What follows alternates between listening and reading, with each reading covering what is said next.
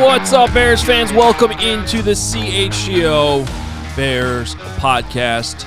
My name is Adam Hoge. He's Mark Carman. He's Nicholas Moreano. Happy Monday, everyone. It is either beautiful where you're at, or it's dumping buckets of rain on you, or cicadas in some places too. How you guys doing? I'm doing great. You're a big cicada guy. You always have been. And I actually just don't understand what's the big deal. Every summer I hear these things. They drive me crazy. I don't get what's different. They're here every year. What's the 17-year thing? There's going to be billions this year. Well, they're already as loud as they can be. What's the difference? No. They're going to get louder this year. There's also a strange fungus that is turning these cicadas into sex-crazed zombies, according to CNN. And that fungus is called Mark Carman. I do like sex. I love the Bears.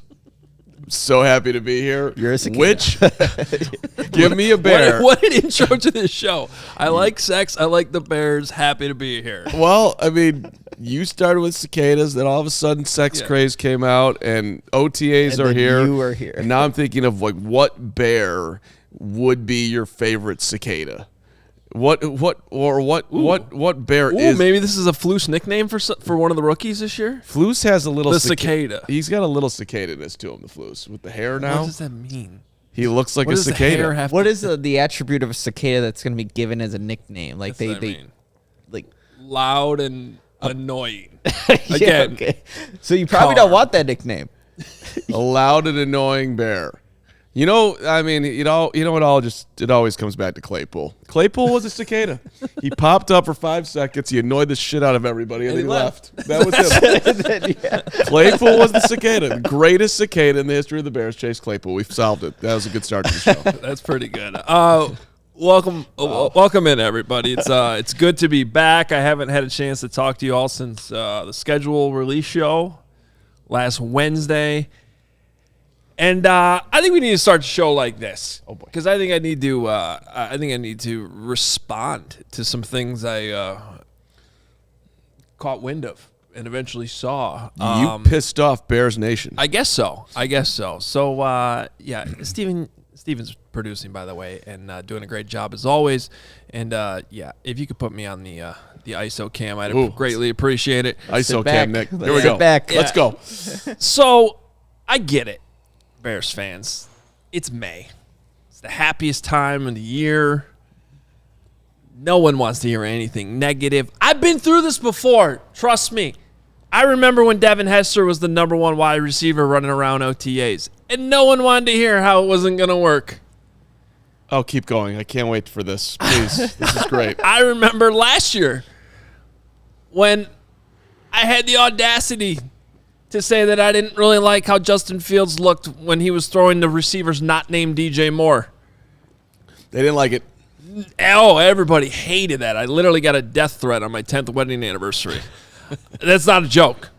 And so I get it. It's that time of year. No one wants to hear anything negative, not even that the schedule stinks, which is what I said in apparently a video that went viral. And then I saw all the responses.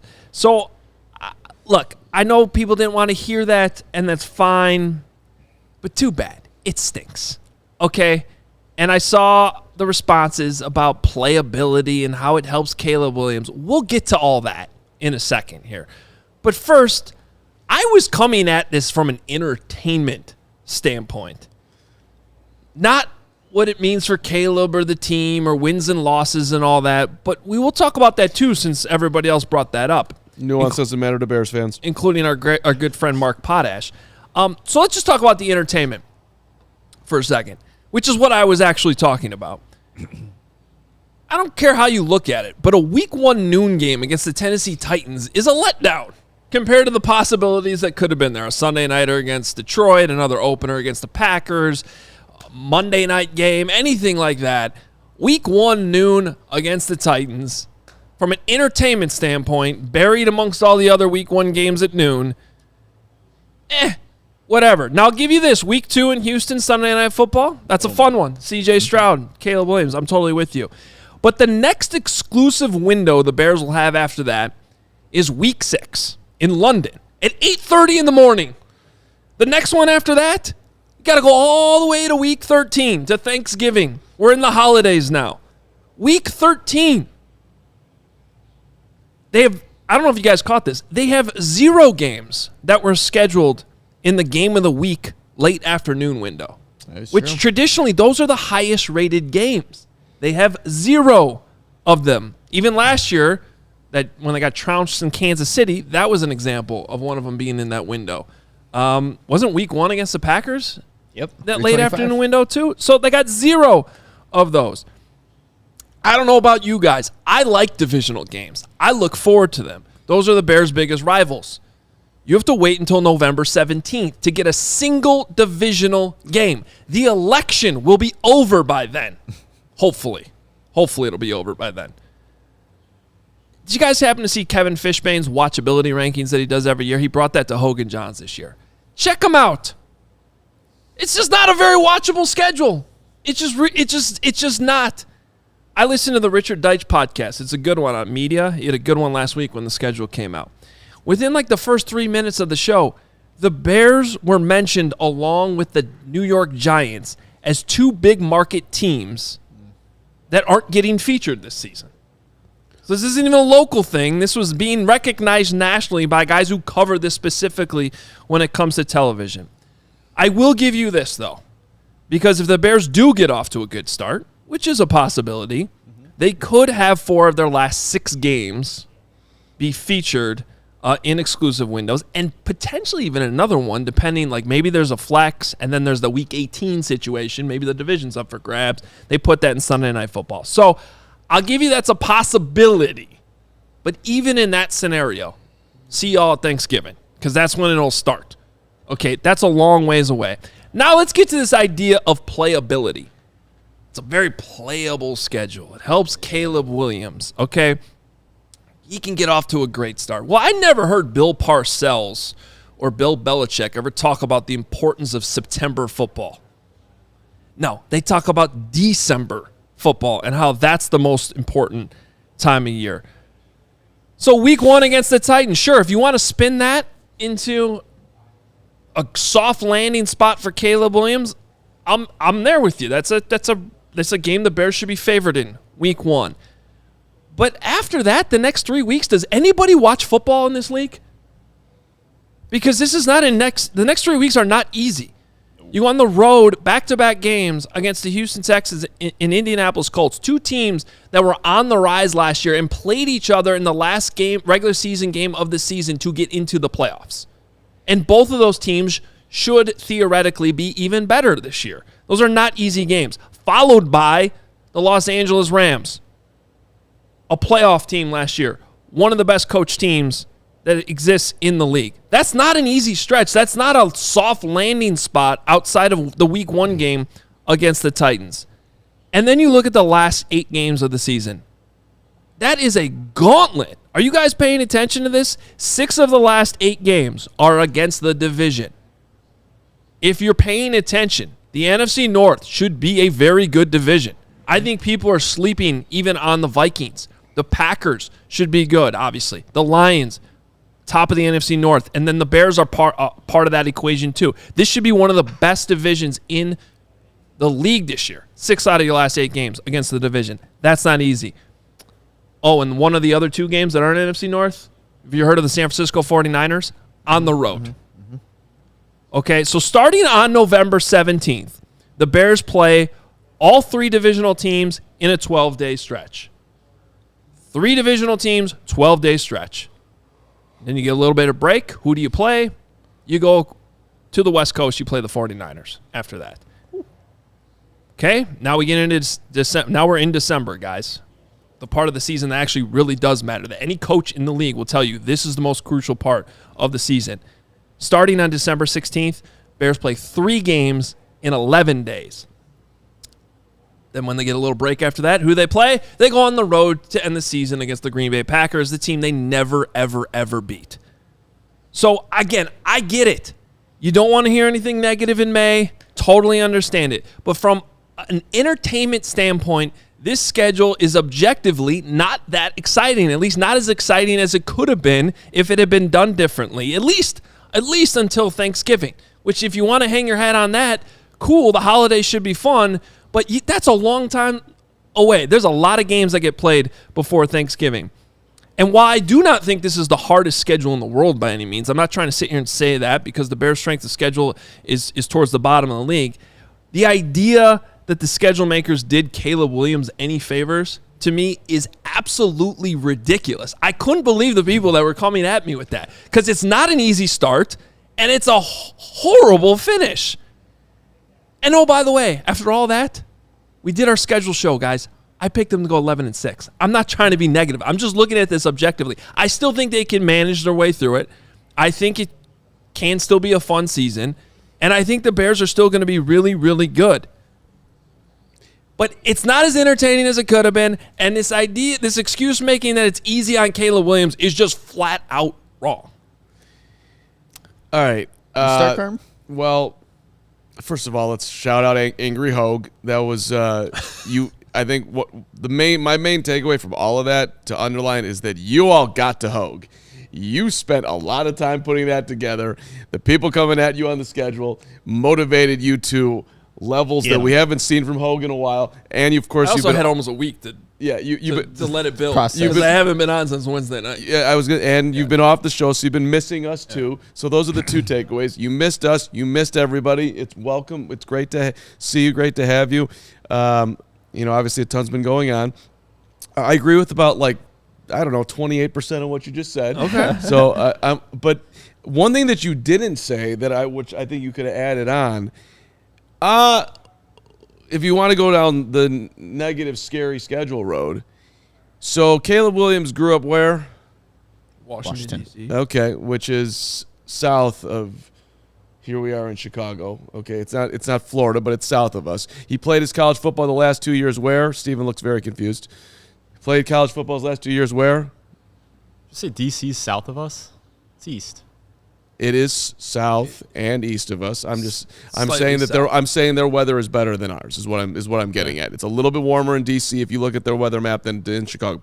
Yeah. If you're trying to say he didn't play cold weather games, I will agree with you because especially in November or whatever, it's not in DC. It's not Chicago. It's not Chicago. And then his last 2 years were where? Let's remind everybody. USC. Before that was in Los Angeles. Yeah, right. And then he was in before that he was in Oklahoma. Yeah. Well, okay. The last 3 games of the season: Detroit at home, December 22nd. Seattle at home at night. Freezing ass cold, December 26th, most likely. Of course, global warming, we might be okay, but you never know. And then you're at Green Bay on January the 5th. Chilly.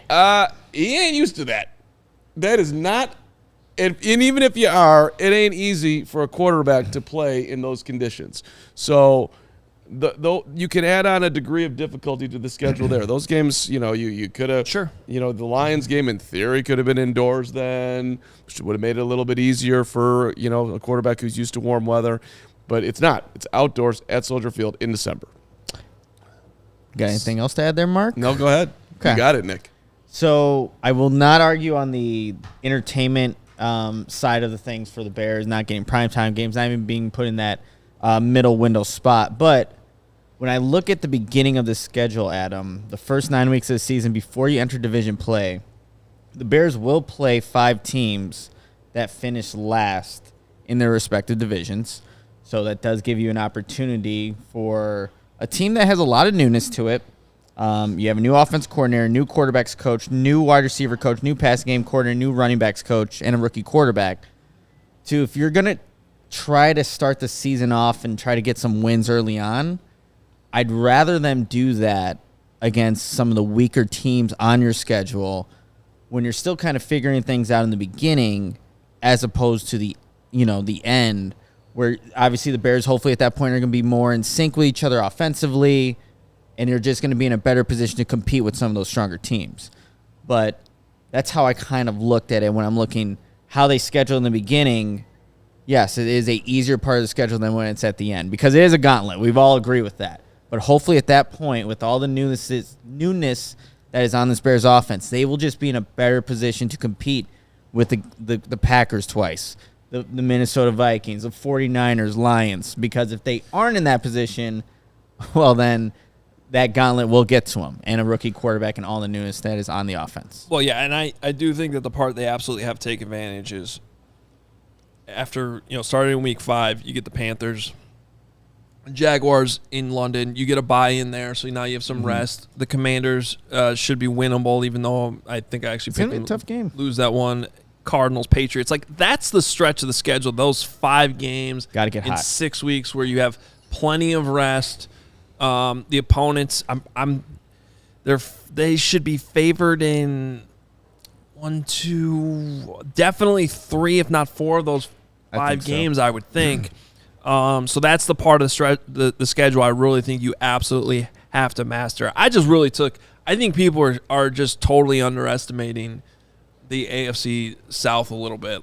That's true. I mean, to say that, again, like I said, week 1, sure, Titans, where they're at, Will Levis, whatever. They had 3 quarterbacks play last season. They're going to be a lot better this year, the Titans. So it's, I put it as a soft landing zone, but it could be a competitive game for sure. But going to Houston and Indy after that, and then coming back home against the Rams, when I was seeing people talk about how easy the start of the schedule was, that first quarter of the season is not. It's not as easy as people are making out to be when you really consider that 2 of those teams were playoff teams, and the third one in the Colts were right there knocking on the door and should be again. The Rams played the Lions tough, too. They did it with a backup quarterback. The Rams played the Lions tough, too, in that playoff game, so they're a good team. Listen, if you want to throw out the panic button here and I know you're not panicking, no one's panicking. But don't feed that, because that's what I'm trying to get over. We're in May. We can still have objective conversations about stuff without it being viewed as not everything needs to be rosy this time of year. Well, okay. Let's say it like that then. In the non-rosy world, remember last year, what was I think his name was Justin Fields. He was the quarterback here, and his over-under on yards was 2,765. And everyone thought that was nuts. No way he ain't passing for 3,000 yards. And so it was an obvious overplay, which made it an obvious this looks like Vegas knows something that we don't. And he went under. Well, everyone's going over on the Bears win total if we want to go into that one. Everyone's got the over on 8.5. Yeah. And you're laying out the tougher look at the schedule. And if you are somebody who believes in the contrarian world, which I do, and when everyone's going one way, it might go the other. That and by the way, I let me take this opportunity, and we're going to get into the quarterback side of this coming up in a second. But you just drafted Caleb Williams. You want Caleb Williams to be here for a decade plus. I get how hungry we are for wins. I get how much we want the Bears to be in the playoffs. I get that Kevin Warren is saying stuff like that, who's the top of the food chain over there. You're still playing the long game, man. This is not about must win, have to do it this year. This is about getting the quarterback as far along, as fast as you possibly can, to the point that he is one of the best quarterbacks in the NFL. I want to see the Bears win a ton of football games. But the most important thing coming up this season is Caleb Williams and how he progresses, which is very similar to the last couple of years, by the way. So I hope that they are not hell-bent on, we got to win week 1, we got to win week 2, how do we squeeze it out, versus let's let the quarterback grow and let's hopefully win a bunch of games alongside, which we're going to talk about coming up. How much do you spoon feed him? How much do you just let him throw him in the deep end? What's been successful in the past? What hasn't been successful? I'm going to continue to do a dive on this for a while now, but I was just a little peek at it today. All right. Well, one thing we can all agree on is that Butcher Box is amazing. So good. And it's I've been telling you guys this. It's where I've been getting my meat for years, well before they were, a supporter and a sponsor here at CHGO, because Butcher Box found them years ago, and it's just the easiest way to find high-quality meat and seafood that you can trust. And that's a big word there, trust, because consistently across the board, every box I've gotten from them, it's outstanding. 100% grass-fed beef, free-range organic chicken, get the pork, get the wild-caught seafood. You get the salmon. It actually shows you on the back of the thing where it was caught. Really cool. And when it was caught. That's big. There's a label on there. So it gives you the exact location of where they caught it. Everything's humanely raised, no antibiotics or added hormones, and it's delivered right to your doorstep with free shipping always. You can customize your box, every single one. You can pick out what you want. You can pick how much you want in that box. You go for the big one or cut it down in half, whatever, and then you have the flexibility to change the date or the week of when that's coming. If your date's coming up to have your next box and you're not ready for it, you just push it back a week. It's the easiest thing. You press 3 buttons, you get the email, and you just change it. You push it back however you need it. So the convenience level is outstanding. You have fewer trips to the grocery store, and you're always prepared to go with meat in your freezer.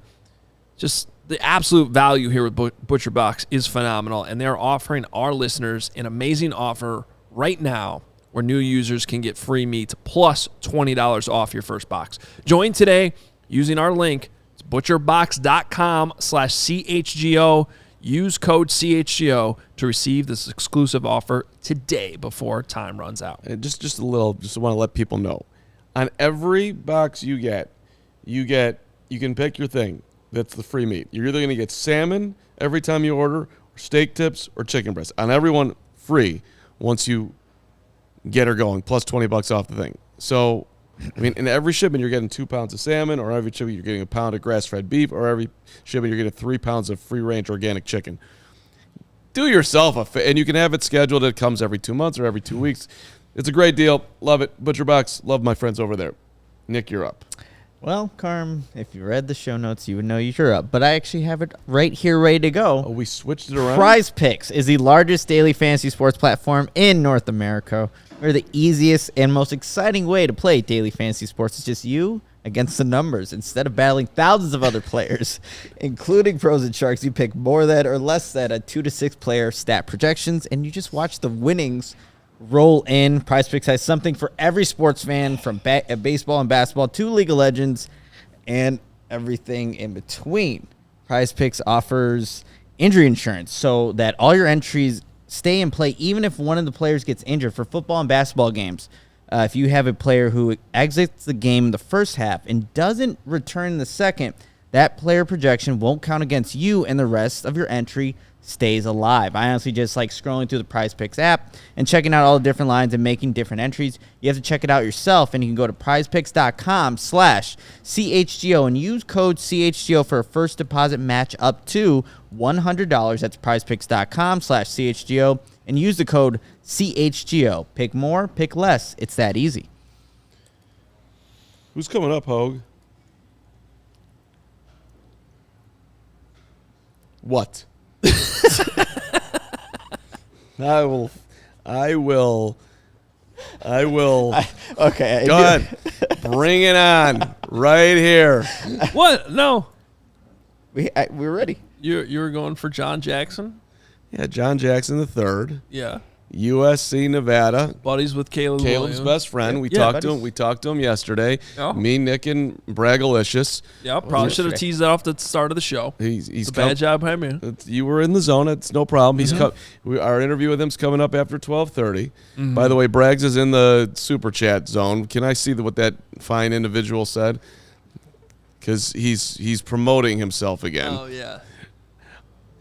He said, for $5 from Braggs in the stands, I would like the record to show I was the only one to defend Hoge. Carman and Nick let the mansion burn to the ground. Adam, I defended you, and Carman Nick didn't, and I deserve more airtime. You know what Braggs also does well? He puts the ads in the actual ad break of the rundown, not the A block. So then when they get deleted. That was the issue. That was the issue. Couldn't figure that one out. Couldn't figure out a copy and a paste. Don't worry about it. No, it's Carm's fault. Didn't relook at the Notion. Okay, no problem. Bad relook at Notion. Wait, real quick, though, before we switch topics, you said you agreed with 28% of what I said. What did you disagree with? Oh, yeah, that's a lot to disagree with. 28, it's also a very specific number. It was a strong leaning on the percentage that I wasn't exactly sure where I was at. Look, I do think that, listen, I'm in the optimistic zone. I am too. I picked them to win 11 games. I understand. I just think it's wrong to say it's easy. Well, okay, but the Colts, look, I'm not saying it's easy, but I do. You don't think that there is a chance that the Caleb optimism is taking over here with the idea that the Bears are going, they're going to breeze through the first half of the schedule? Listen, I'm saying that the schedule does lay out a little bit easier before they get into the meat of it. Yes, and I'm telling you that every NFL coach in the world cares more about Thanksgiving on than they do September and October. Does that not benefit the Bears? Do you think that Anthony Richardson? How does that benefit the Bears by putting the hardest part? 3 games in 12 days, followed by the 49ers. 3 games in 11 days, followed by the Packers. It benefits. That's ridiculous. It benefits them because you want Caleb to get off to a good start. So while other teams are fiddling around, hopefully finding their way, he gets to have an easier runway rather than you. Green Bay is not caring about the Bears in week 1. Jordan Love's coming in there to continue. Matt LaFleur is going to. I mean, come on, giving him 8 games to get himself ready before facing the Packers, or whatever it is, week 11, is a good thing. I think. I'm trying to tell you, I think it's a spin zone because the flip side of that is if Nick's schedule prediction comes true, which I think he had them losing 5 out of their last 6 games, no one's feeling good about any of this going into the offseason. No. So, I'd much rather have the quarterback go into the playoffs or offseason, depending on how it plays out, with a lot of confidence. Hopefully 10 wins. And by the way, this is a stupid conversation because I think Caleb's going to handle it all well because I think he's good. Mm-hmm. Yeah. Well, I'm not worried about having him soft landing spot, hard, and that's a different conversation. We need to separate these conversations. All I'm saying is objectively, I was disappointed by the entertainment value of how this all got laid out, and I think that the way it's ending with every football coach I've ever covered talking about how the most important part of the season is November and December, basically Thanksgiving on, they could not have had, with all the permutations of the opponents we already knew they were playing this season, they could not have been structured harder from Thanksgiving on, in my opinion. No, it's true. Every divisional game, unless Houston was put in there. Yeah, maybe. Unless Houston was put in there, but and the 49ers in there as well. And the team and I'm sorry, I hate bringing it up. They can't beat the Packers. I hope that changes. I hope they go 2-0 this year against them. But they've also lost 10 straight against them. Just beat them once. Look, on paper, mostly correct. I mean, Seattle. Okay, we've moved up. We've moved from 28% to mostly correct. I like this. Well, I didn't. I really don't think I did that, but maybe I did. Look, I'm not trying to push back super hard on your schedule take right now, but I am living in the. I would rather for Caleb Williams. Would I rather him play the Titans in week 1 and or somebody in the division? I'd rather have him play Tennessee. Am I worried about going up against CJ in week 2? I think that's just a sweet, cool matchup. By the way, I agree with what you said on week 1. Okay. I do it like if I'm looking at it from a non-entertainment value and what I prefer if I'm Matt Eberflus. Do I want a night game in Green Bay in week 1 or do I want the Titans at home at noon? Yeah, I'll take that Titans game. Right. You better win it, though, if you're going to have that argument. Who's coming at me in the chat that I have no backbone? I want to see you for lunch tomorrow. I've never moved off a point in my life, and I've had some of the worst points in the history of mankind, and I have stuck there and fought it to the end. So you will, hippie nerd, we will have lunch, and I will tell you some of the terrible things that I've come up with, and I stuck them out, and somehow miraculously they've gone my way at times. So take that. Listen, shout out to Cap. I like the Colts. Sure, they could be a playoff team this year. Probably not. But do we think that Anthony Richardson is ready to go as a viable quarterback in Week 3? I got my doubts. And then you get the Rams coming here on a 10 o'clock in the morning game at home. That doesn't tend to go well for them. So, and then you go into the soft part of the schedule that you just said. Didn't the Rams win a 10 no, a.m. okay. game in Baltimore last year? Okay, now you're asking me to remember 10 a.m. Baltimore. I'm just telling you, no, when the Rams have showed up here, it hasn't gone particularly well. I'm not.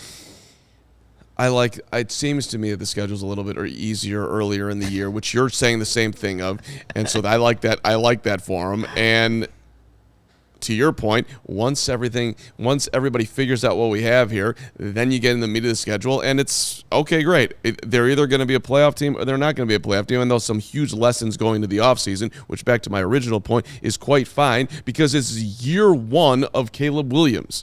You've got some runway here. But let me talk about how quarterbacks have been used in the past, if I may.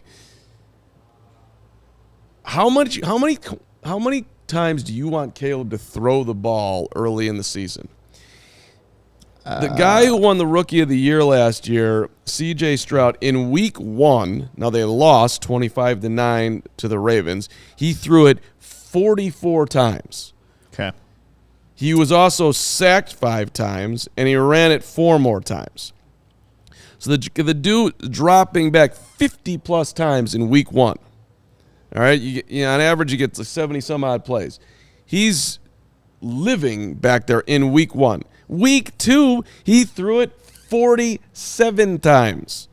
He was sacked 6 times. He ran it 3 times. Do the math on that. That's 56 times he's dropping back with the football. All right? That is a shit ton of action that the Rookie of the Year got. Yeah. And then from there, he didn't throw it over 40 times in only one other game when he went nuts against the Bucs in week. I had it in my notes, and I don't have my notes in front of me. In Week 8, when he threw it for 470 yards, had 71% completion percentage, which is insane. 11.2 yards an attempt. He had a quarterback rating of 147. And threw basically 5 touchdown passes. Yeah. And so that's the only other time that he threw it over 40. Now, do you want to see the Bears do what they did with CJ? Right into the deep end, dude. And then let's see where you're at. But I don't think they're going to do it that way. But it's interesting that's what. Don't you think that was more out of necessity because they were losing that football game? Sure, especially the first 2 games. But like out of like long-term necessity, you might just not have him do that. That's what the Texans chose. You didn't have to try to have the quarterback in his first game of his NFL career. Well, I'll tell you what I don't want to see. I don't want to see these Justin Fields games where he has 17 pass attempts. That's what I don't want to see. Mm-mm. Okay, the exact number beyond that, I guess I don't really care about. As long as it's at least balanced, at least as long as it's this obvious attempt to protect him and not let him, play because of whatever limitations exist. That's what I don't want to see. I do, the exact number. Does anyone really? I'm guessing they didn't want to see C.J. Stroud throw 50 times that first game. Probably not. 25-9 loss to Baltimore, but so necessity. I don't think that's good. But look, if we're hovering around the 30s, what I do want to see is what C.J. Stroud did. Not throw interceptions. Mm-hmm. He had like 2 interceptions like late in the year. 5 total. 5 total. But like for a huge stretch of the season, he only had 2 interceptions, which was incredible. So that's what I want to see more so than. But if your argument is like, take the handcuffs off Caleb Williams and let him go play, I think that's what we all want to see. I think that's going to be the best for Caleb Williams, and with all the weapons they have. Like, yeah, he should be passing the ball, but it doesn't have to be to this extreme amount of 40 to 50 attempts a game. But if that's what the game plan calls for, you have the weaponry to do it. And you also have the running backs that if you want to run the ball, you can do that as well. But for Caleb Williams, he should not be handcuffed just because he's a rookie. He's got the talent. He's got the talent around him. If the Bears need to go throw the ball around, they could do that. But I wouldn't. Their identity shouldn't just be to pass. I think you asked them the question, Mark, Kerry Joseph, about pass or run. Obviously, you didn't want to give a distinct answer on it, but they're going to do what they are going to do for that specific game plan to win the game. So yeah, I did ask that, and we've heard a whole lot of balance, which is what I expect them to. I think it's going to be slow out of the gates as far as how much they let him throw. I think they're going to lean on the fact that he's got 2 veteran wide receivers. I think they're going to dial up confidence level growing plays that he can execute. I think they'll throw a bunch of screens. I think they'll use the tight end. I think they'll do a lot of things to get him off the ground. And then once they see that he can handle it, they'll build it up. That's what I anticipate, which I think is fine. But it's interesting to me that CJ was thrown right in there, learned a lot real fast early, and went on to have an incredible season. Just a couple of stats for you, too. Just Bryce Young, who had a rough year. He played 12 straight games on a bad football team. The Bears shouldn't be a bad football team, but he played 12 straight games where he did not have a game where he had less than 35 dropbacks. Yeah. Back to throw the football. Again, they were losing a a lot. Right, they're losing a ton. Yeah. Now 3rd and 7. 3rd and 7, Bryce Young, 3rd and 7 or more, excuse me. Bryce Young, 120 times he was back there. 3rd and 7 last year. How many times do you think he was sacked? Want to take a gamble at that one? He was. I'm a little bit all over the map here. I get it. Yeah, That's out of So on 3rd down attempts? 17? sacked 25 times. Okay. C.J. Stroud had 108 times, which is not that much. It's 12 less. Whereas 3rd and 7 or more. How many times do you think he got sacked? Speaking to how much. 7. 6. 6. Speaking to how, Bryce Young did not have the ideal circumstances in Carolina, but it also speaks to the fact that just by that stat alone, in my mind, pretty obvious that they got that one wrong. But it's not going to change over time. This dude was in the same situation, and the ball was coming out, and Bryce Young was having trouble seeing it. Yeah. It's fair. I mean, I think that's pretty fair to say. Yep. You look like you want to move on. You ready? Well, we're 7 minutes late. So, yeah, I would like to do that. How did that happen? I'm going to keep looking at this stuff. I think it's interesting looking at who's had success and who hasn't success. Thank you very much. I apologize. I'll go talk to my car windshield on the way home. How does this show work when I'm not here, Steven? A lot like this, yeah. Oh, yeah. oh, so it's Whoa. We were very focused. Nick and I were right on time on our last Yep. show. Yep. Can't speak for the other guy. I listened on my drive home Thursday. That's actually what sparked this whole thing because no, I'm the one stalling. I was listening to you guys, and you were talking about how everyone was coming after me with the schedule, and I had no idea what was going on. I was like, "Who's coming at me?" There you go. And then I got home and I saw it all, and I was like, "Okay." You were public and then enemy I was number like, one. And then I was like Ricky Stenhouse last night, waiting at Kyle Busch's trailer. I'm bringing this up because Braggs was tweeting about this last night. I did see that. Great Braggs tweet. But I was Ricky Stenhouse standing by the trailer all weekend, ready to throw punches, ready to go. Yeah, that ended up with over 300,000 views on Twitter, which if you haven't seen it, go to CHGO_Bears and check it out. There you go. Yeah, lots of people commenting on that one. All right. Also check out our awesome friends at Ray CDJR in Fox Lake. They're our #1 draft pick for all things Chryslers, Dodges, Jeeps, and Rams. Drove by there yesterday. They always have a huge inventory sitting there on the parking lot in Fox Lake. And right now, it's the season, which means not only is May the time to find your next vehicle, you can score huge savings, too. For a limited time, lease the new 2024 Ram 1500 Bighorn Crew Cab for only $419 a month. That's a ridiculous price. Or shop over 125 vehicles priced under $20,000. That's what I'm talking about. When you drive by, you see the lot, you see all the trucks, you see all the Jeeps, and you see all those vehicles referenced here. Plenty available under $20,000 if that's what you're looking for, too. Let the amazing team at Ray CDJR help you land the perfect vehicle at the perfect price, because with Ray's Price Promise, the numbers you're hearing now are the same prices you can expect to shop in-store and online. That's because Ray's Price Promise means no price changing, no add-ons, and no hidden fees. Since they prioritize affordability for their customers, hurry into Ray CDJR today. Shop one of Chicago's largest inventories, and then drive home with more money in your pocket than you'd expect.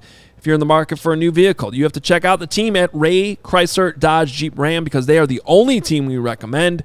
Visit them today on Route 12 in Fox Lake. For more information, visit Ray CDJR in Fox Lake or raycdjr.com, serving the community since 1963. Go check out Ray CDJR, and then you got to check out Shady Rays. Get ready for the season ahead with quality shades built to last. Our friends at Shady Rays have you covered with premium polarized shades that won't break the bank. Shady Rays is an independent sunglasses company offering a world-class product rated 5 stars by over 300,000 people. Their shades have durable frames and crystal clear optics, making them the perfect choice for all outdoor adventures. They have hundreds of options to choose from, so you're bound to find the perfect pair to match your style. They probably have a style in your favorites team colors as well. I took my Shady Rays when I went out for a 3-mile run.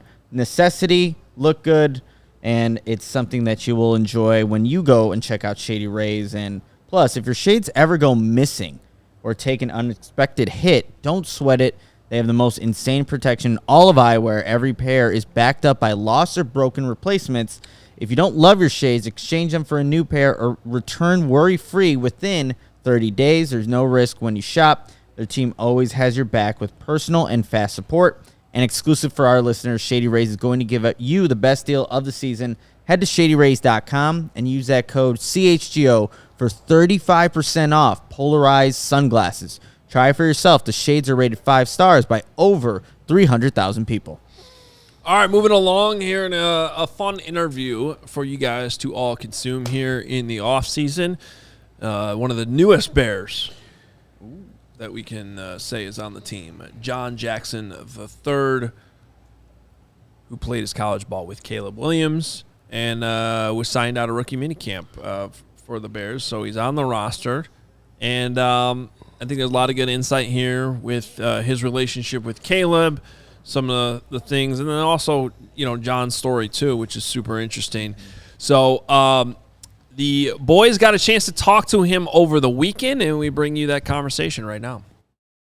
All right, we are pleased to be joined by USC, Nevada, greatest family in the history of athletics, John Jackson III, making time for us at CHGO.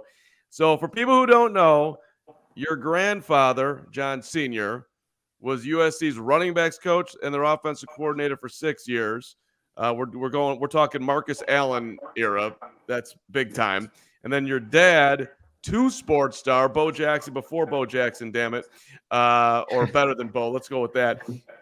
School record for receptions, and stolen bases before a 4-year NFL career, which of course included a stop in Chicago with the Bears for a season. And then your sister is on the USC women's soccer team, all Pac-12. You got a crowded room of Jacksons there, John. Congratulations. That athletic history is significant. And by the way, thanks again for joining us. No, thank you. Yeah, it kind of keeps you on your A game. You don't want to be the worst in the family. So that's always something to kind of, put a little fire under you. Did you fall in love with football early, or did that grow on you over time? Give me your sports journey. I think I fell in love with it early. So, my dad kind of told me, I'll never forget this. I played basketball, football, and baseball growing up.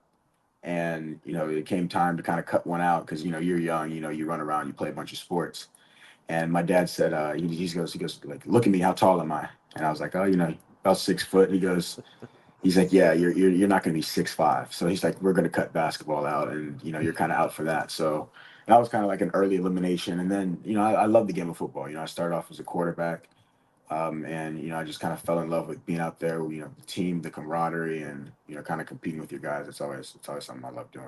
At what age did you specifically go to football? Because I know that nowadays a lot of kids are encouraged to be one sport athletes, but the more I cover college and pro sports, a common denominator I do hear is how a lot of you guys are in a lot of different sports, and I feel like that is that helps, get you guys to this level, learning a lot of different skill sets. So I became all football my freshman year of college.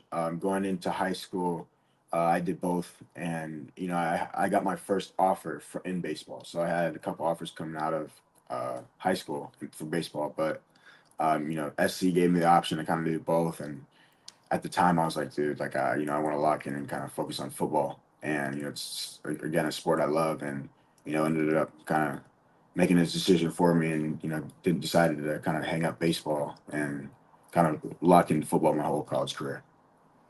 So, John, you lock into football, and obviously you're at USC, and you have a good friend and now teammate Caleb Williams there. What was it kind of like as you're started growing a relationship with him, and obviously that has transferred from not just your USC days, but now here with the Chicago Bears? It's kind of funny. The other day somebody asked us, when did you guys first start becoming close? I asked him, and he doesn't even know. But it was one of those things. I remember he got to SC, and I knew about him and heard about he was coming, and we started sitting next to each other in meeting rooms, and then just from there, just kind of meshed well together. He's definitely a guy that he'll get on me. If route's not in the right place, he's the first one to say something. So I think it really helps, having a guy, in his position to kind of give you what he expects. And a lot of times, quarterbacks are afraid to, hurt feelings or, whatever the case may be. But, he's definitely a guy who, could care less about my feelings and will definitely let me know if there's something else he needs. Kind of give us the roadmap, John, because he's coming into SC locker room, transferring in. And I'm sure he doesn't want, he's big man on campus, but he also doesn't want to, he's got to show respect to everybody who's there. And it's sort of similar to what he's stepping into here, although this is the NFL. So it's insane talent everywhere. But how do you think he'll go about that? I mean, he's talked about, mouth shut, ears open right now as a rookie, but he's also the quarterback of the football team. Right. I think, he kind of touched on it. Kind of like what you said is, the biggest thing for him is, just from what he shared with me and kind of what I take away is, he's trying to learn, just like me, we're in there. We understand, look, we do not know all the answers. There's a lot of things that we don't know. There's a lot of things that, you'll see. I mean, even guys who may not have played a ton of snaps, they probably know more than we do. So, it's something that, you can learn from everybody in the building, whether it's, a defensive end or offensive tackle or, the backup quarterback. There's a lot of things that you can take away from everybody on the team. Everybody has a different experience. Everybody has a different road, and quite frankly, it's the NFL. So everybody's there for a reason. So, you can learn from everybody. And I think that's his biggest thing is, asking a ton of questions, being okay. I mean, we show up every morning, probably about 6 a.m. and, we just sit there and meet and just ask tons and tons of questions. And I think that's the biggest thing right now, for him is just being able to, there's no such thing as a dumb question. And, a lot of people are afraid to ask it. But, I think him going in there, driving, asking questions, just really being a student is probably the biggest thing that he's focused on. And you kind of get that respect. Guys see you come in early, guys see you, you're committed to it. You kind of earn respect that way. So I think that's kind of the way he's going about it rather than, being very vocal. You guys are getting there at 6 a.m. Did I hear that right? We stay pretty close. So, we probably try to leave the hotel at 6, roll in there 6:10, 6:05, so around there. I was pretty hungover at 6:05. Me and Steven, our producer, we were on the link yesterday, and the cart girl was getting us in trouble, John. But so when you finish your collegiate career in Nevada, you say you're best friends with Caleb Williams, getting to know him in college. So how hard was that for you to leave that kind of chemistry you had with him to go to a different college to finish your career? It was definitely a tough decision. I remember, I told him first, and he was like, damn, is there anything we could do? And I was like, it's kind of something that I had to do, especially SC being such a close university and such a special place to me. It made it really difficult to, just kind of get up and leave. But, I was able to maintain the relationships that I had there. And, I still close to Coach Riley, talked to him. He congratulated me on signing with the Bears. So, there's still a lot of relationships I have there. And, obviously a place that, I love dearly. And I mean, I still support to this day. Like I always say, I'm an SC fan. Well, do you leave mainly, John, because you needed to start getting the football a little bit more? Is that accurate? Right. Yeah, and that was kind of like the idea behind it. I played a lot of games at SC, and did a lot of different things, special team side, you know, rotating outside, inside. But I kind of wanted to go to a place where I thought I'd be able to get a ton of catches and kind of put good tape out there that I can just do more than what I was doing at SC. Yeah. So that was kind of like the idea behind it, and So, John, now that you went through your rookie mini camp, what was that like for you going from obviously that step up college to the pros and kind of getting those NFL reps? What was it like for you? What did you like that you did? Still want to work on? How did you just kind of feel about after that weekend of mini camp? I liked it. It was a lot of fun. I learned. I think the biggest thing that I want to kind of grow on is getting the playbook, understanding not just one spot. That's the biggest thing that coach has been trying to tell me and get me to kind of accelerate on is learning both outside and inside. So you can rotate, see different coverages. For the most part, I kind of have it. I have a pretty good understanding. But there's obviously I'm a rookie. There's still a lot of things that I can iron out. As far as the speed goes, I feel like it was kind of the same in college. I was fortunate enough to play at SC for a long time, and I've seen a lot of good guys: Tyler Vaughns, Michael Pittman, Amon Ra, Drake London. All types of guys. Yeah. And those are all guys who I've kind of seen how the speed that they play at, and I still keep in touch with them to this day, and they kind of like help me and give me guidance on how the game works and the speed of it. So that wasn't too much of a change for me. Well, I read Amon something. Ra's the enemy now, so you got to be careful. He can be sending you misinformation. Yeah, so that was funny. Like in Detroit, he was out there, and when Caleb got picked, he came over and was talking trash the whole night. So that was definitely something that was funny. How'd you build a relationship with Amon Ra? It's actually funny. I mean, besides Caleb, Amon Ra's probably like my best friend. So we played against each other when we were like kids, like eight years old, and throughout the whole Pop Warner scene, we all played against each other. And then we both went to Mater Dei for a year, and then when I got to SC, right the first year I got there, we were already close, so we were roommates from the back end 2 years he was there. Okay, so you guys are roommates. You got. Yeah. I mean, that's like real knowledge now. Yeah, Mhm. yeah. John, yeah. when you were at minicamp, what's Shane Waldron like? I think a lot of Bears fans are still trying to. They're curious of what he can be like as an offensive coordinator in his first year here. What was he like, kind of coaching, being there during rookie minicamp?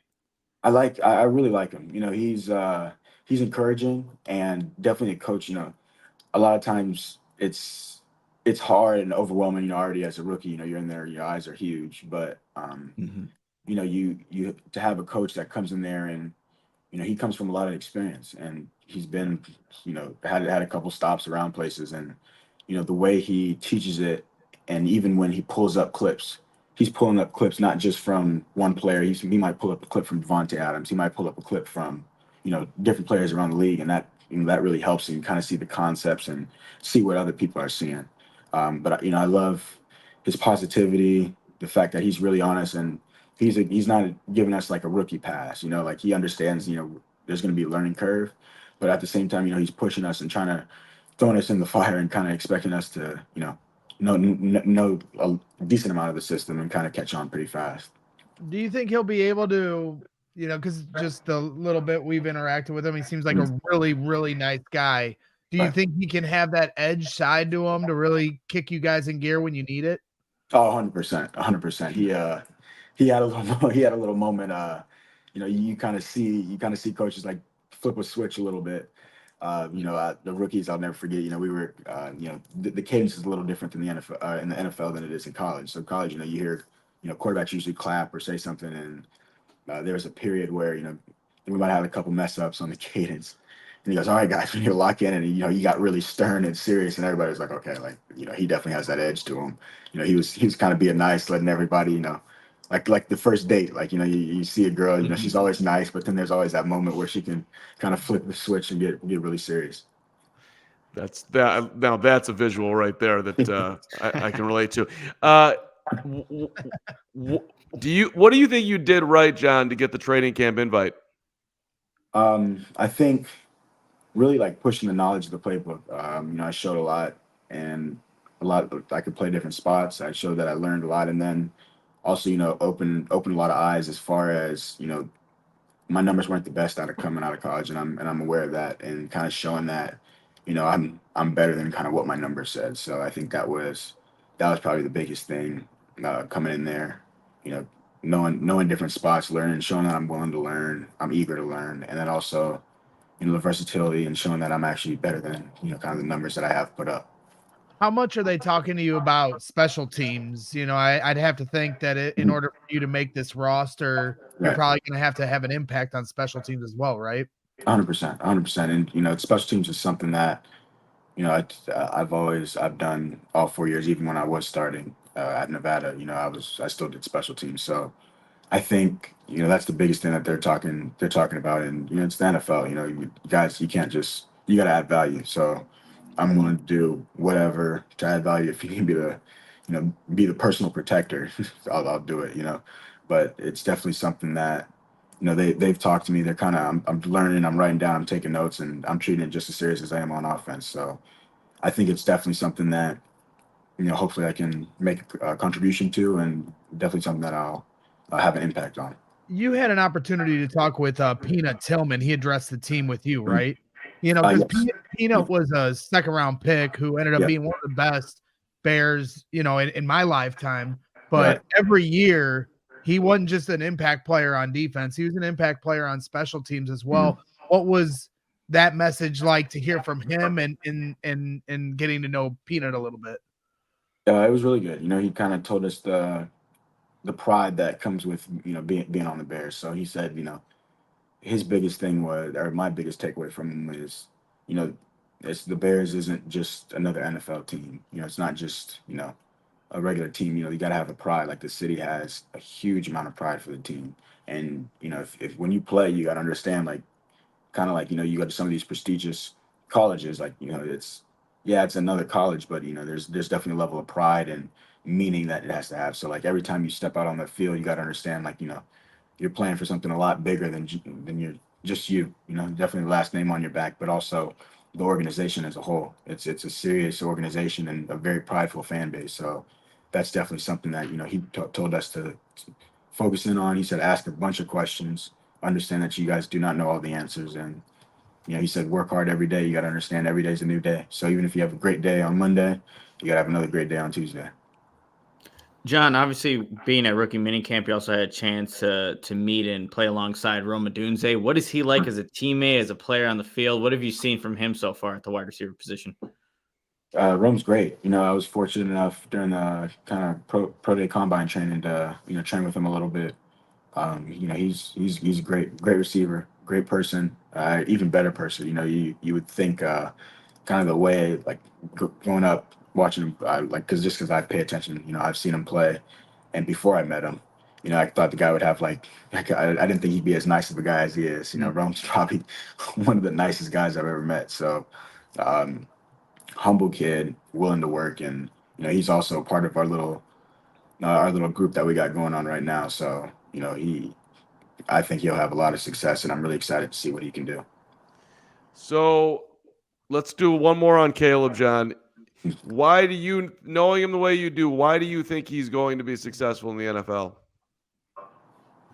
I think knowing him, probably like the biggest thing is, his goals won't let him not be a success, if that makes sense. He has high expectations for himself. And I think the goals and what he's trying to chase, and I'll leave that for him to kind of say, but I do know he wants a Super Bowl. So, and he's willing to he wants Super Bowls. I'll say that he wants more than one. And him knowing that that's what he wants, and knowing, talking to the people that have them right now and kind of what it takes, I think it forces him to work even harder. So you can say one thing, but if you don't back it up, then it's nothing. So, like I said, he won Super Bowl. So coming in at 6 a.m. is, many people are like, dude, what are you doing? Like, get some sleep. Da da da. To him, it doesn't matter. Like it's goals you have. And just like trying to learn from everybody. It's something that I tag along with him. And you got goals. You can't just get them by hoping and praying. Obviously that's a big thing, but I think the work that he puts in will make him a success no matter no matter what ends up happening. Well, the schedule came out on Thursday, and I picked you guys to win 13 games. So do I need to chill the hell out? No. Trust me, he wants to win them all. He's already, right when it came out, he kind of talked me through it, but he wants to win them all, and it's definitely something that I think is possible. Because I'll bump you guys up to 14 wins. He'll have it 17-0 before the end of this interview, John. Hey, just real quick. I'm just curious, just for your own journey here. It's cool that you're friends with Caleb, but that aside, you want to make it here with the Bears or wherever in the NFL. And I'm assuming that a lot of this comes down to the family bloodlines here being so strong. How do they help you? Any stories that you can relay of a guy who, your dad being in the NFL playing with the Bears that helped, push you to have the belief, the work ethic, along with your skill set that you could get here? I think the biggest thing is, one thing my dad said is, don't look at situations. A lot of times, you look at somebody, oh, well, he was this, he was that. This guy did this, this guy did that. He said, stay away from that. He's like, run your own race. He's like, understand, you work hard enough. The amount of work that you put in, and it'll show. There'll be a situation, you'll find out what happens. And I think the biggest thing he said is do everything, work hard, show up every day like you don't have a job. And quite frankly, if we're being realistic, that's the truth. I don't have a job right now, so that's definitely the mindset that my dad kind of tells me. And show up every day. And he's like, you do that. He's like, but we'll be in a different position a year from now. So I'm excited. So give us the lowdown here in the locker room, in terms of because you said you got your little circle forming here with Rome and Right. Caleb and some other guys, and this claw, the bear claw that Caleb's fired off here is kind of taking Bears Nation by storm. So is everybody in the locker room down with the bear claw? Or is it just a young guy thing and the veterans are making fun of the young guys for this? How's the bear claw being embraced in the locker room? I to be honest, I don't know. I don't know if guys are joking about it or not. He did it. He did it. Just messing around. I don't even think he tried to. He didn't plan it. It wasn't something he's like, oh, this is gonna be a thing. It just happened one day. And then I remember the day before the draft, he's like, do the Bears have a symbol? And I was like, I don't think so. And he said, how funny would it be? At first it was two hands. And he's like, if I just went up there and just went like that, I was like, oh, that. I was like, don't do that. You get clowned. And then he just naturally he ended up doing it. And then people posted it. And then, obviously he has social media. And he's like, dang, I might have started a thing. Yeah. But, no, Bears fans, the majority of them are taken by storm. And then there's 10% that are crying about it. So we're trying to figure out how the locker room, we're all for it here. We having fun at CHGO. I don't know. At first I feel guys did it as a joke, just because that's what he did. The fact that it's becoming such a thing. But then now it's you start to see even after Rookie Minicamp they did it. And it's okay, this is starting to become kind of a serious thing. Guys would kind of mess around with it, but it'd be exciting to see what happens to it. I told him that'd be kind of crazy, that you inventing a signal if it actually ends up catching on. I was like, that's kind of cool. Well, there's a guy when you guys come running out the tunnel. There's a guy that's always right there in the tunnel. His name's Don Wachter, the Bear Man, and he is dressed in full Bear regalia. I don't know if you've ever seen him because I know your dad played for the Bears in '96. Yeah. He was at the games in '96. He's been going to games since the 1982. He doesn't miss a home game. So we're gonna have to get Don the Bearman and Caleb, united, because those two guys are definitely gonna, be the ones to lead the charge here on the Bear Coffee. And John, I don't want to be weird, but I was out to dinner, and I'm sitting there at Chipotle, and I see Caleb walk up with his people, and they're walking in to have dinner next door. So I walked in just because I got to be a journalist here. But then I was like, oh, he's having dinner. I want to bug him. But I gave him the claw, John, and he clawed me back. So I feel like I think it's the start of a good relationship right there, right? I mean, me and you and Caleb, we could be best friends one of these days. Yeah. By all means, all you got to do is learn how to play Monopoly Go, and then you'll definitely hop in the crew. That's the game that we play everywhere. I mean, we take it to dinner, we take it to airports. I mean, we just got Keenan Allen. He started playing with us, when we're studying sometimes, and it gets competitive. So you just got to learn how to play Monopoly Go, and you'll be a part of the crew. How long are you guys playing though? For Monopoly doesn't Monopoly take hours sometimes? I mean, no, like Monopoly Go is it's like a card game. It's like faster. It's kind of the same concept. And I mean, it takes each game is probably about 5, 10 minutes, 15 minutes. There's a lot of trash talk. Now, before, if you ask Caleb about it, he's going to say he's beating everybody by 50 wins. I haven't played 50 games. So we got to put context before he even puts out that narrative. I kind of want to say my side, he has 50 wins, but I haven't played 50 times, so I can't have 50 wins. Right. See, I'm nasty at hearts. I'm nasty at gin. I don't know Monopoly Go, but I'm on it. I'll start working, and we'll see. We'll see if I can compete. That's the plan. You'll get hooked on it. Well, hey John, thanks so much for making time with us. We appreciate it.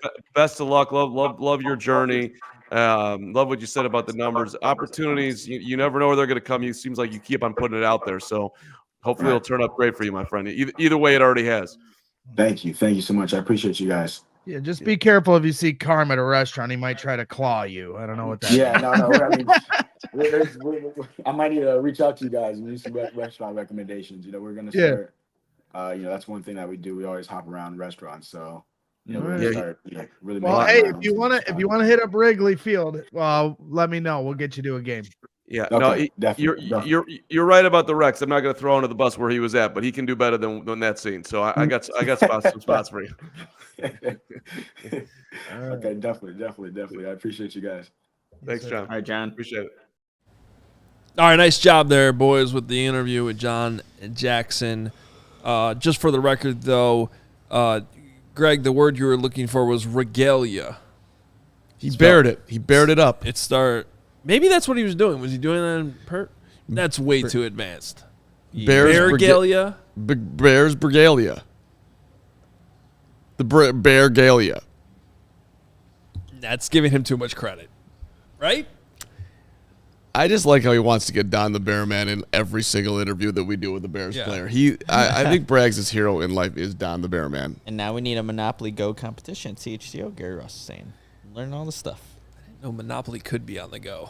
That was the biggest thing I learned in that interview. Do you know Monopoly Go, the card game? I'm still trying to figure out if it's something that you download on your phone. I've seen that version. I don't know. They play it a bunch, though. What I do know is we have a lot more important things that we still need to sneak into the show before we end. I believe our headline on this episode was about OTAs starting. They begin today. So, yes, they're going on. There's not just so everyone knows, there's a total of 10 OTA practices you can hold.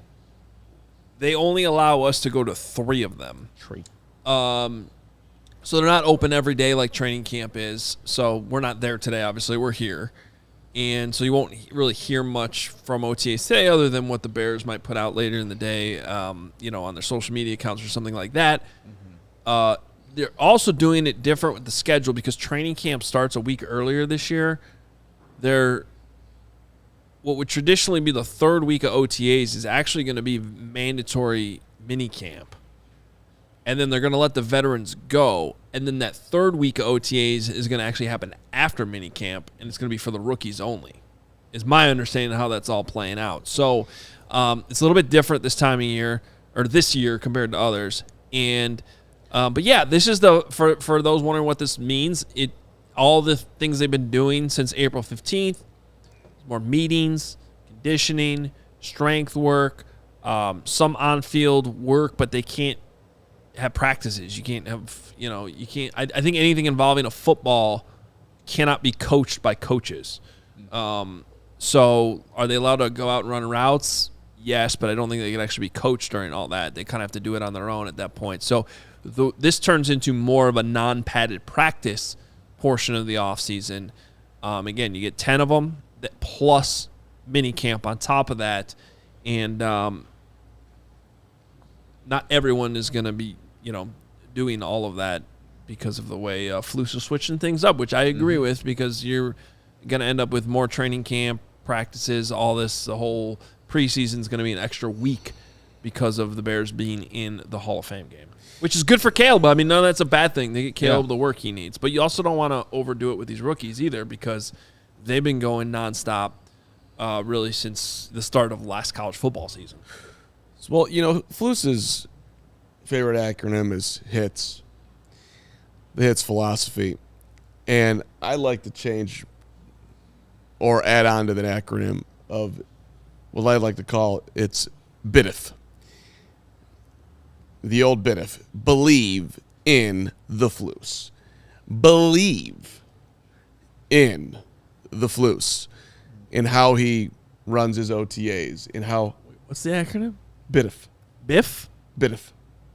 BITF. BITF. BITF. Yeah. There's no I in the if, but it's BITF. Are you having a seizure right now? BITF. Believe in the Flus. Are you BITF? Will you that BITF acronym. with me? Let's believe in the Flus. There's Maybe it could be BITF B. Believe in the beard Stop it. for Dr. Truth. Maybe throw in there. I love that Flus's favorite right now for Coach of the Year from Gary Ross. He was last year too. And so that's right, yeah. And the MVP was supposed to be Justin Fields. That means 0. But we can still BITF. Does he know what did you say he's doing with OTAs? You don't have to repeat it. Whatever the plan is, I'm going to choose on May the 20th. Happy birthday to my great brother, Bruce Carman, #1 singles, University of Chicago, 1978.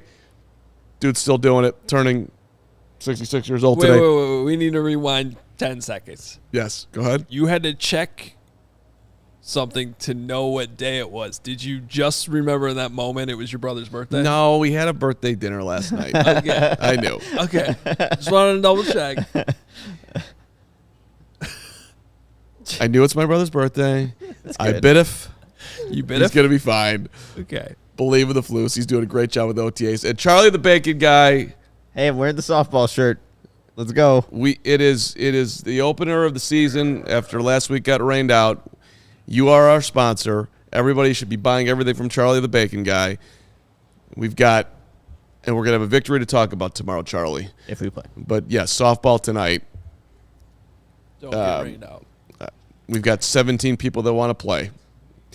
That's why I'm going to be manager of the year after week 1. Nick, you're getting one at bat tonight. No problem. I'm sure you're not bummed about that. You'll Don't worry, Nick. You get 4 at bats. I got you. Win? Sounds like you need some OTAs and you need to cut some players. Guys, what I'm kind of hoping, like going back to OTA talk, the last time we saw the Bears on the practice field, Rome Odunze was kind of out there, but not actually participating.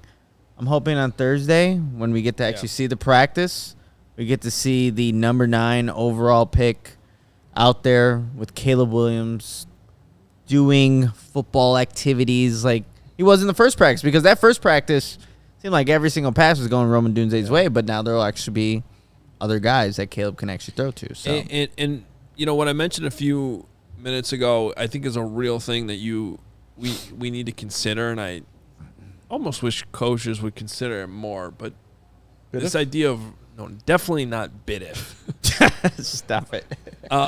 This idea of rookie fatigue, because and this is why I don't have a problem and never really did with anything that Caleb Williams was doing in the offseason. Like, he didn't want to go on all those visits. He didn't do the medicals at the combine. they were just in L.A. over the weekend at this rookie premiere thing in a meeting with Tom Brady and Jay-Z and the founder of Fanatics. And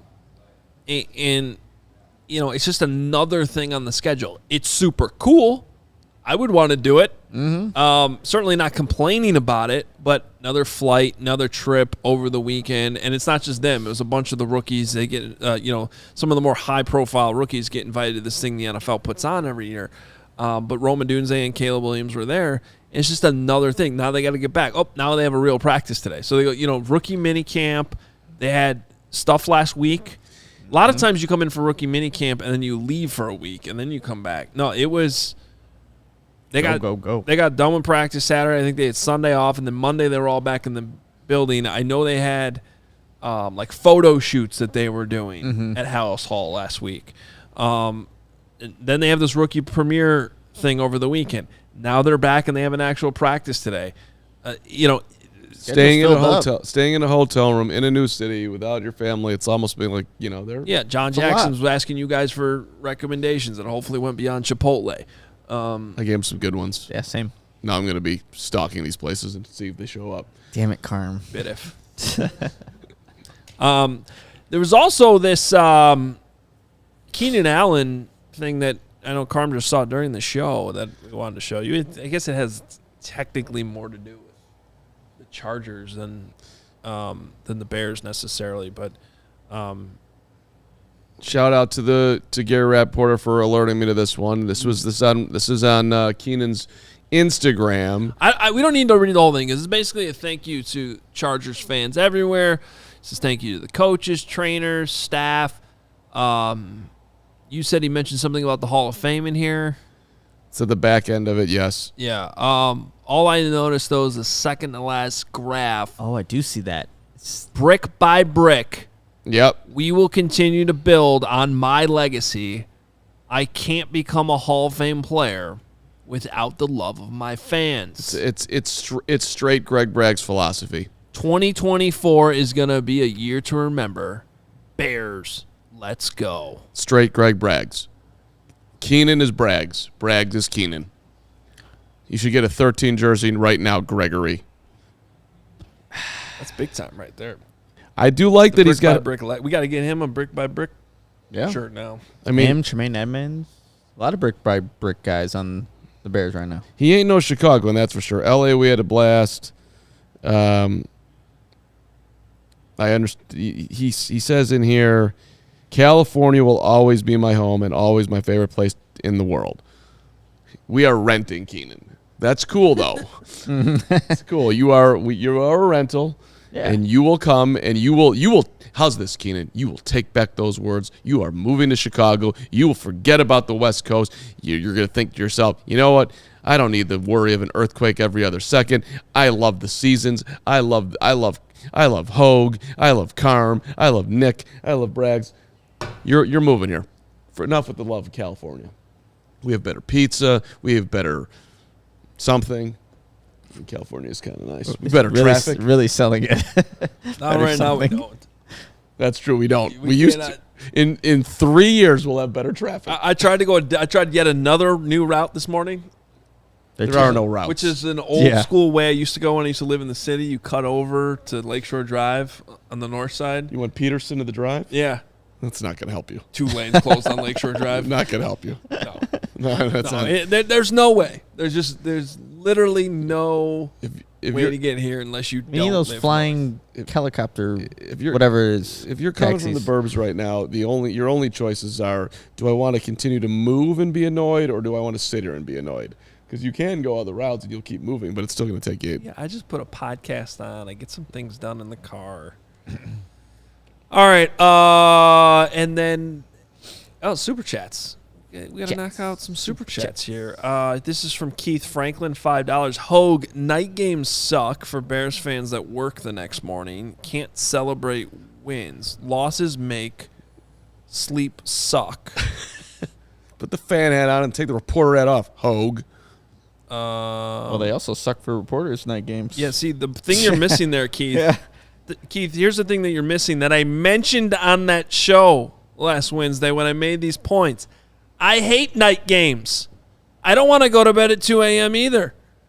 You can get the perfect schedule for me is noon all the way. No doubt. So it was not a reporter hat or anything. This is actually me going against my own wishes to make a point about the entertainment value of the schedule. Nice try, though, Keith. Appreciate the $5 super chat, though. I like that. We're going to have to keep that going, though. I'm with you, Keith. Yeah, I'm keeping that. Brags in the stands at $2 says the D block has been canceled for your little comment, Carm. And actually, he's right. We did cancel. If you were following us on canceled. If you were following us on Twitter, Carm's D block that he had scheduled today included these words: Red Lobster, train talking, Paul on the street, Yep. Brian Rosenthal, My Whole guy. Foods, and Addison bus driver. Yeah. Incredible performance. So we'll get to all that tomorrow. Yeah. What? Look, Yeah. so disappointed. I was in here at 8:30 in the morning writing out the D block. Yeah, all 1, 2, 3, 4, 5, 6, 7, 8, 9, 10, 11, D-block? 12, 13, 14, 15 words. Good thing you got here at 8:30 in the morning to write all that out. Hey, I was here, I spilled it out, and then I got moving on my amazing quarterback take, and then I put in the ads, and then you guys took them out, and then At what point did you write down bid if? Bidiff came mid-show. Seems like it. That was organic Bidiff. Organic bid It was an organic Bidiff. Robert Lee, $5. We have filled some of the holes on this roster, but going into training camp, what position group are you guys most concerned about? CHGO to best. My answer to this question, Robert, is just line of scrimmage. Mm-hmm. In the trenches, both sides. I'm not necessarily concerned. Like, the level of concern has come down from certainly a year ago. But what's left on the roster, I'm still worried about the depth they have on the offensive line, the defensive line, and honestly, the overall talent level at the top. You have one guy you know in Montez Sweat that you love. And then there's a lot of what ifs. To Marcus Walker, just not. What if Jerron Dexter makes us? That would be huge. What if Braxton Jones takes off at left tackle? What if he doesn't? Yeah. What does that look like? So, and I feel good about Darnell Wright at right tackle, but needs to take the step forward. So that's kind of where I think the make or break of this season, the difference between hitting the over and the unders on the losses, wins, I should say, that Carm brought up earlier. Right there, line of scrimmage. Well, we were in the Discord, Mark, and we were talking to just some of the our CHGO supporters. Like, if there was one position group that you can't have go down or one player, we were talking about if Braxton Jones goes down, that may be one of the most important positions on this Bears roster, because who do you have that can actually go up and be a suitable replacement right now? There isn't a lot of options there. So to answer the question, Super Chat, like that left tackle position, a lot needs to go right, and I do believe Braxton Jones will take a step. But if he goes down, like, are you asking Karan Amagaji to be that next guy? You're going to have some of these veterans that have played that position before fill in. So definitely looking at left tackle. K of Spades, $9.99. He's the king. Flying up for Vikings game. Yes. November 24th. Yes. Excited for the tailgate. Yep. Do we have a tailgate that day? We do. Braggs is coordinating. I'm sure he's got it down. We'll be there. Last year we didn't have a tailgate that late. The wife excited about Michigan Avenue Christmas parade. Excellent. Okay. Carm, let's turn the tracks into a CHGO parade float. I'm down, King of Spades. You want to ride down Michigan Avenue with your head out of my tracks? You're in. Let's go. You can stand in the tracks, you and your wife, and we'll sing "Bear Down" from Alabama. We'll sing "Bear Down." I'll get Braggs in there too, and he'll lead us. You can pop your head right out of the tracks, and let's live the dream. Head out of my tracks. In quotes, please. All right, finally, Carm's guy, Pizzatola, $5. My guy. Hoge, do you think playing all 6 division games at the end of the season means they're more likely to lose them than if they were early in the season? Hashtag Carm sucks. Wow. My Pizzatola. You're so cute. Oh, God. It's always good to end the show with a Pizzatola. So the answer to this question, though, the thing that we miss when we talk about the schedule is we have these conversations in May as if everybody's going to be healthy. I'm trying to look at this like a war of attrition. And to me, Pizzatola, it's not so much about them being front-loaded or back-loaded. That's more the entertainment value. I personally don't like I have to wait till mid-November to see a divisional game because I like them. I look forward to them. That's a personal thing. I don't like that you have 3 of them in 12 days. That seems hard to sweep. And especially second half of the season when you're going to have more injuries. That injury list is just going to be longer. Guys are going to be more banged up. Always is. So that's the part that has me more concerned. Hopefully that answers your question. All right, since we're not doing the D block today, I thought I would regale you with a great picture from 2005 of yours truly. And there it is. There is the play-by-play broadcaster for your St. Edward's University Hilltoppers, a photo that just was sent to me today. Great assistant coach there, Tyler Pivick to my left. I don't know who that St. Edward's University Hooper is. My apologies to the far left.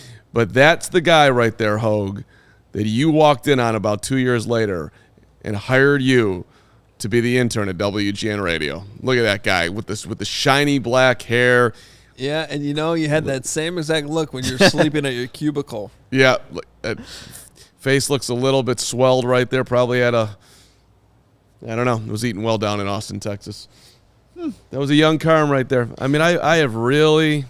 Didn't you share a photo from your Iowa days too, hooping? Like that's in the chat somewhere as well. Yeah, I put that out there too.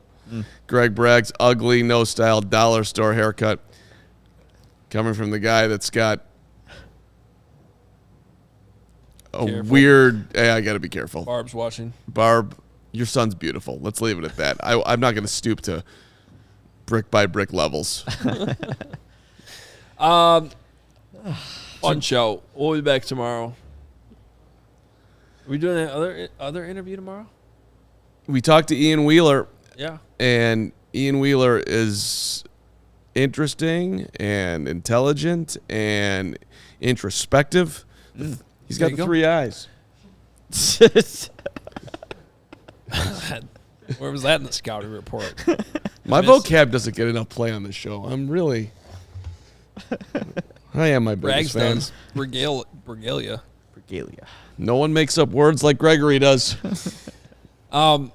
So, yeah, be back here tomorrow. We'll have that interview for you. And we got OTAs and actual practice. We get eyes on later in the week. Looking forward to it. Make sure you're following us on Twitter at CHGO_Bears and on Instagram at CHGO_sports. Go check out. The one thing we didn't mention all day? That London trip. Oh, People are excited about it. Everybody's been texting me, calling me, mainly Greg. But a lot of questions on Twitter, which we understand. We make it super easy for you. Go to truefantravel.com. Find the CHGO road trip to London. And we had a great conversation with those folks the other day at True Fan Travel. Yep. And they have assured us that whatever questions you have, even if you're just debating making the trip with us, they're going to make things super simple, super customizable, and any anxiety that you might get over traveling or trying to put together a trip to Europe, they take care of all that. They're super helpful. They're going to take care of your lodging, all the events. They told us we can add events if we want to. So even what you see listed on there, there's probably going to be more than that. We're talking live shows. We're talking exclusive events, too, that are going to be just for people on our True Fan Travel trip. So lots of reasons to go sign up there to come with us on the trip and be along the way with CHGO the entire time. One of the most important reasons is it includes your game ticket, your ticket to the game, which is not going to be easy to get. Tough to get. And if you're super stressed about that, another reason to come with us to London. TrueFanTravel.com. Could be a lot of fun. They're going to give you the personal touch. Whatever you need, they're going to do for you. Become a part of the CHGO Bergalia. Yes. We'll talk to you tomorrow.